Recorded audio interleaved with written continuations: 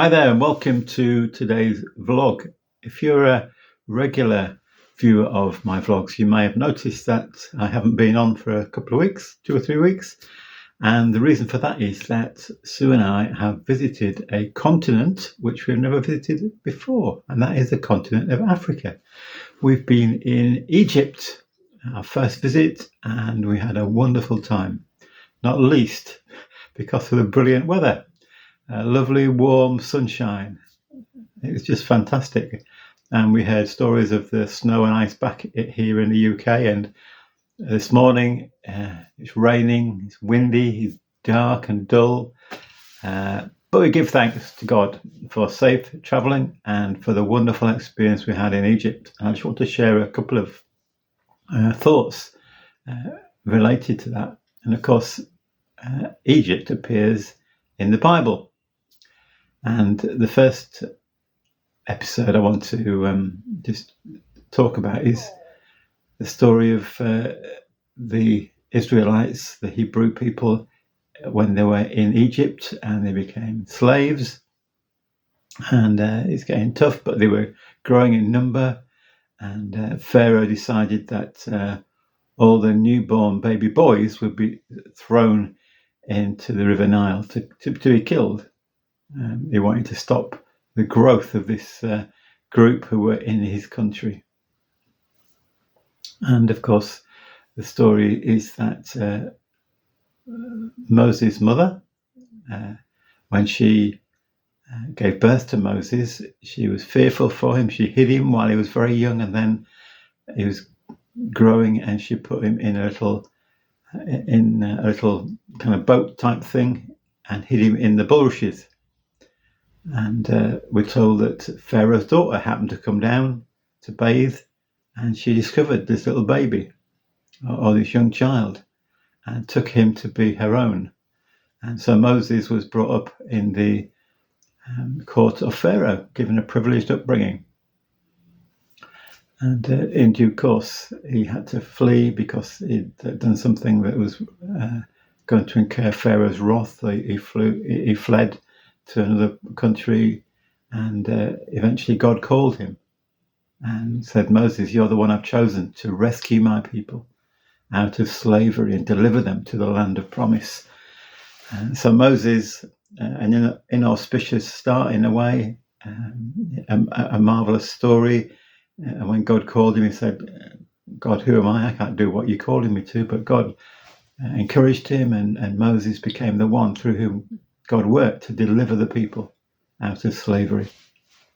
And that, if you like, is a bit of a foretaste of the one who much greater was to come, Jesus, because he was the Saviour, he is the Saviour, the deliverer, the one who, through faith in him, delivers us from the price of our sin and brings to us the opportunity to trust in him and receive eternal salvation.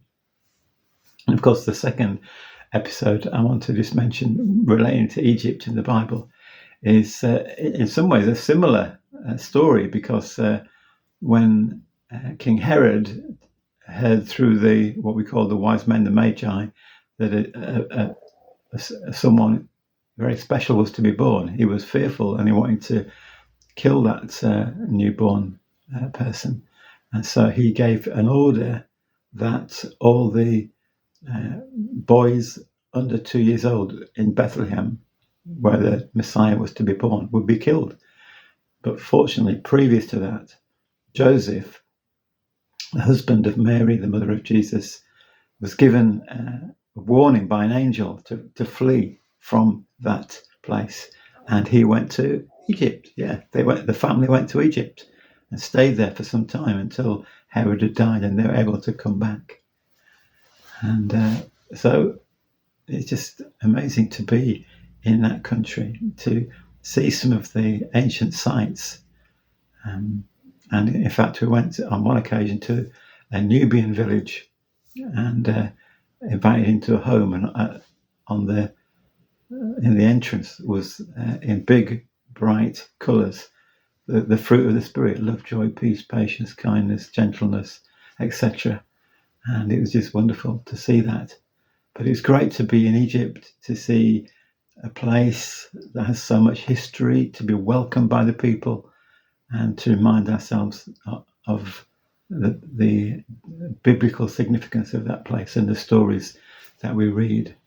And just thinking of Jesus and his family having to flee to Egypt, I think of all the people in the world today who've had to flee from their homes because of persecution, or warfare, danger.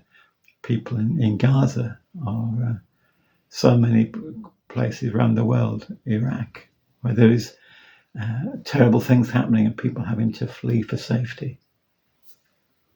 Ultimately, the only place we can find true safety and security is in Jesus.